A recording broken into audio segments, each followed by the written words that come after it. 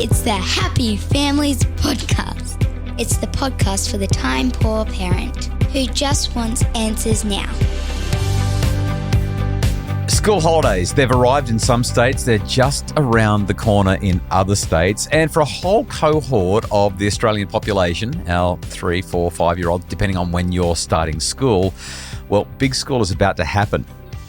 Brand new experiences, lots of tears on the part of both parents and kids as we move through our final Christmas before our little ones go to school. Now, if you're in that target demographic, today's podcast is just for you. If the kids are about to start school, or if you know someone, you need to share this one with them. Zoe Wragg is a parent educator, former primary school teacher, and a mum of 2 little ones, a little boy and a little girl. And Zoe facilitates a weekly educational playgroup in Brisbane and educates parents around transitioning children to primary school. Oh my goodness. I've done this 6 times and it still makes my heart go, oh, like there's just this whole, I turned into a big soppy mess.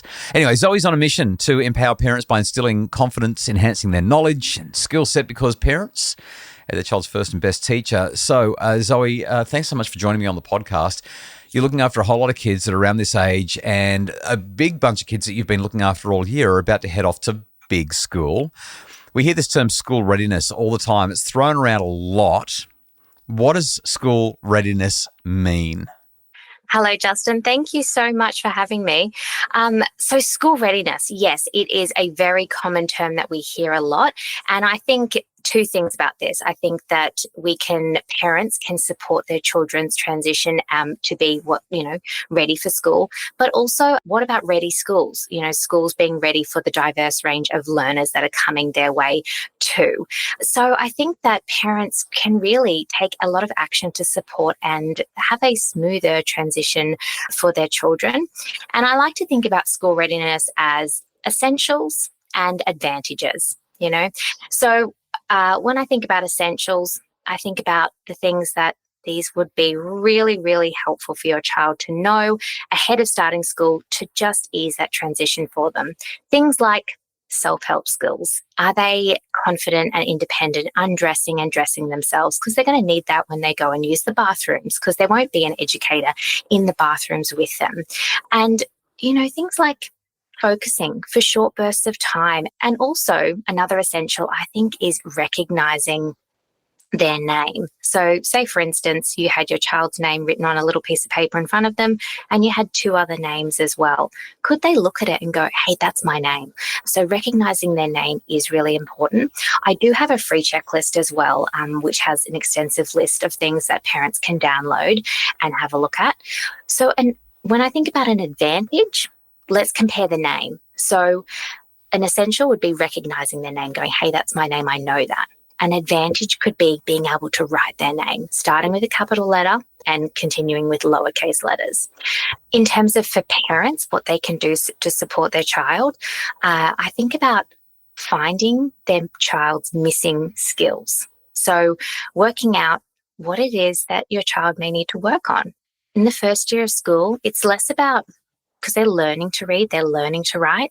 It's less about showing what they know in terms of written form and being able to explain with their spoken word about what they know. So being able to have a strong vocabulary, being able to speak in sentences and really grow their knowledge bank about different topics is really important. So Zoe, I'm listening to this very, very, very long list of all the different things that parents need to worry about to make sure their kids are ready for school. And I'm sort of thinking, are we making too much of this? Like, is this too hard? Because my youngest is now 10. She started school a few years ago. And I reckon if I got a list like that, I'd crack. I'd just say, I'm not sending her. She's not ready. This feels overwhelming. And yet, is this the expectation in schools now, that kids are going to show up and be capable and confident of, number one, recognizing their name, and number 2, being able to manage a couple of tricky social situations, and also being able to, a lot of it sounds simple, right? Be able to go to the toilet and be able to dress and undress on your own. I get it. Much of this should be able to be done, but a lot of it feels like a lot, especially as more and more parents are feeling forced to send their kids to school younger and younger, which is clearly not developmentally appropriate for them. I don't know. I mean, I hear this list and I just feel overwhelmed. I feel burdened. You're talking to parents every day, literally, who are getting ready to send their kids to school. Are they responding the same way? Are they just saying, I think I'm going to wait a year? I think that a lot of parents they definitely know, they think, okay, my child's born in July, I'm going to wait another year until they can go. I do think that you're right. It is overwhelming when you hear a long list and you don't think, and that's why I think just break it down and go, what's one thing I can work on? Let me hit you with another question then, because if it is such a big list, did kids a generation ago, did they tick all those boxes? Have we upped the ante? Have we raised the stakes here? Are we demanding more? Because I know that there's been an educational push down in terms of we're expecting more and more of younger and younger kids in terms of sitting still, being quiet, learning stuff in the classroom. And you were talking about a whole lot of academic stuff a few minutes ago. Years ago, I remember when one of my kids, I can't remember which one it was now, maybe my third or fourth one. I mean, we're going back away here, maybe 15 years now. But in New South Wales, the expectation was that the kids would submit themselves to a test before they began their first year of school, like in the months leading up to their first year of school. And as my daughter was going through this test with her next year teacher, I said, what's the purpose of this test? I mean, there's a whole lot of academic content being covered. And the teacher said, well, it's just so that we can identify where the gaps are so that we know where to pick up the teaching from next year. And I'm like, she's going into her first year of primary school. Like, it's all gaps. Her whole life is a gap. I don't know why we're doing this. So anyway, back to my original question. Are kids less competent as they start school today than they were a generation ago or 10, 20 years ago? I can only think about my own experience of me starting, we didn't have in Queensland prep when I went to school. We started in grade 1. And I do feel like it's pushed a year earlier. What was grade 1, in the 90s is now prep. So yes, I do think that there is that push earlier. Is it a good thing? I don't think so. No. I just feel like we're putting more pressure on the kids. Yeah. I'm a really big believer in keeping the kids out of school for as long as you possibly can until it becomes a legal requirement. Like you stretch it out as far as you can so they can just enjoy their childhood for as long as they can. Of course, there are financial realities and other challenges.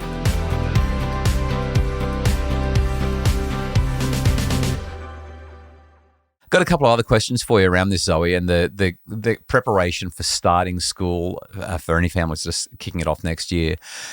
What do parents seem to struggle with the most? I mean, I'm obviously, as a parent, struggling with the enormity of the list and saying just slow it down and let them develop normally and healthily and don't rush this stuff. But outside of stress around development, what else do parents worry about when it comes to supporting their child with that entry to school? This is part of the reason I started my business was I saw parents struggle with two main things: the transition to school and how different that was from their preschool and kindergarten, and then also supporting their beginning reader, supporting their child learning to read. I think that there's this myth that learning to read is a natural skill when in fact it just isn't.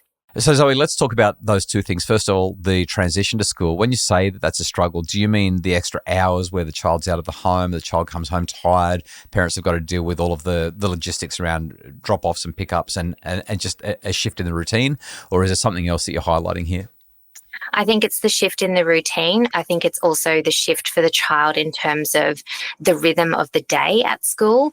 It is not only could be longer for their child, but also there's that more academic aspect. There's, sitting and there's this expectation that everyone's doing the same thing at the same time in the same place. Whereas at preschool, they could be doing a range of 5 different activities. There's more choice, there's more flexibility. And I think that that's what children find hard, and also the exhaustion of the day. Yeah, that standardized model, while it obviously has some efficiency benefits, it definitely can make things a little bit harder for kids. You've mentioned reading. This is something that I've emphasized time and time again on the podcast and in my writing and so on. Nothing predicts academic outcomes and ultimately even being able to be successful in life as much as loving reading. What are your top tips for parents who want their kids to be able to step into that first year of school and figure out reading? As you said, it's not something that we're born with the capacity to do. It really is something that's got to be learned. What have you found is the most helpful here? Yeah, I think that there's this myth that reading is natural when in fact research has said that only 5% of children learn to read effortlessly. Most children will need direct instruction and a lot of repetition and learning playful ways to learn how to read, and really multisensory ways. I think that laying that strong foundation So in terms of pre-reading skills, pre-reading meaning before we start reading, expanding their vocabulary, being able to actually hear the sounds that they hear in words. That's the fancy word for that is phonological awareness. My experience was that teachers would always hand out various ways that could be done. Like the school really does support families in doing those sorts of things, don't they? Usually. I think it's one of the struggles that parents face is because parents, we think, okay, well, I'm just going to send my child to school and they're going to learn to read. But in fact, because children need so much repetition, parents do need to support their children with learning to read.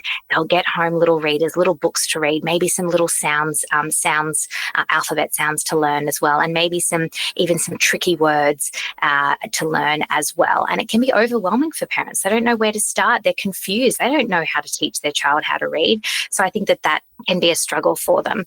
I think that short bursts, think a few minutes, 5 minutes, less than that. Think fast, bring the energy, bring the enthusiasm, and just, start with those phonological awareness activities. I do have some resources around that. Zoe, our time is almost up. This is the podcast for the time poor parent who just wants answers now. As we step into the holidays and get ready for school kicking off again next year, well, a lot of parents are saying, I don't even want to think about school next year. But for those whose kids are about to start, this is a really big deal. What are your top 3 tips to make these holidays work and have everything in place and ready to go in 2025? Top 3 tips. Make a play date with another family of somebody that you know that will be in your child's class or your school. Love it. Sometimes in January, just to get that familiar face so that when they start school, they go, I feel like I belong here. I know that person. Yeah, great anxiety reduction. Love it. Yes. Try on their school uniform.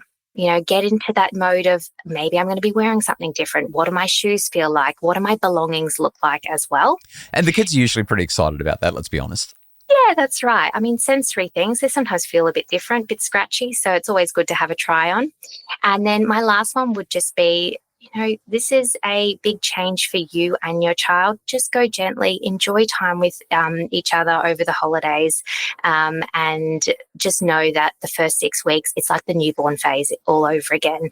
Everyone's just got big emotions, new routines settling in, and everyone's getting to know one another. Teacher, your child, your parent, you as the parent, just be kind to yourself and just let things settle down, settle in. Zoe, really appreciate the conversation. If people want to find out more about the services that you offer and the way that what you've shared can support them, you've mentioned that there's some stuff online that can be useful. Where should they go? What should they do? Yes, follow me on Instagram. I'm at Edzocate, EDZOCATE. And I also have a website, www.edzocate.com.au. And we'll link to those in the show notes as well. Zoe, really appreciate your time. Thank you for sharing some insights for nervous parents who are gearing up for the last Christmas holidays before the kiddos go to school. It's so exciting. It's so anxiety-inducing. It's all of the things. The Happy Families podcast is produced by Justin Rulon from Bridge Media. If you'd like more info about what Zoe spoke about, like I said, check the show notes. We will link to Edzocate and Zoe's resources there. And if you'd like to know more about making your family happier, you'll find the details at happyfamilies.com.au.